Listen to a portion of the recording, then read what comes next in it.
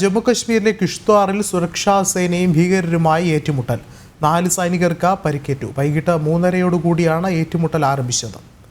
കൂടുതൽ വിവരങ്ങളുമായി എസ് നന്ദഗോപാൽ ചേർന്നുണ്ട്. നന്ദൻ, ഇപ്പോഴും ഏറ്റുമുട്ടൽ തുടരുകയാണോ? എന്താണ് മറ്റു വിവരങ്ങൾ?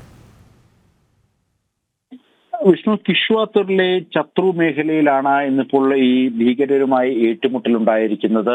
4 ഇന്ത്യൻ സൈനികർക്ക് ഇപ്പോൾ ഗുരുതരമായി പരിക്കേറ്റു എന്നുള്ള വിവരങ്ങളാണ് ലഭ്യമാകുന്നത്. ഇവരെ ഇപ്പോൾ തീവ്ര പരിചരണ വിഭാഗത്തിലേക്ക് മാറ്റിയിരിക്കുകയാണ്. ഇവരുടെ സ്ഥിതി ഗുരുതരമായി തുടരുന്നു എന്നുള്ളതാണ് സൈനിക വൃത്തങ്ങൾ നൽകുന്ന സൂചന. അതായത് 18-ാം തീയതി തെരഞ്ഞെടുപ്പ് നടക്കാനിരിക്കുന്ന ജമ്മു കാശ്മീരിൽ സൈന്യവും അതേപോലെ തന്നെ മറ്റ് സേനാ വിഭാഗങ്ങളും ചേർന്ന് സമഗ്രമായ തിരച്ചിലാണ് നടക്കുന്നത്. നേരത്തെ തന്നെ രഹസ്യാന്വേഷണ വിഭാഗത്തിന്റെ റിപ്പോർട്ടുണ്ടായിരുന്നു. ഈ മേഖലയിലേക്ക് പാകിസ്ഥാനിൽ നിന്നും കൂടുതൽ ഭീകരവാദികൾ കടന്നുകൂടിയിട്ടുണ്ട് എന്നുള്ള റിപ്പോർട്ടുകൾ ഉണ്ടായിരുന്നു. ഇതിന്റെ അടിസ്ഥാനത്തിൽ സമഗ്രമായ തിരച്ചിലാണ് ഈ മേഖലകളിലും മറ്റും പുരോഗമിക്കുന്നത്.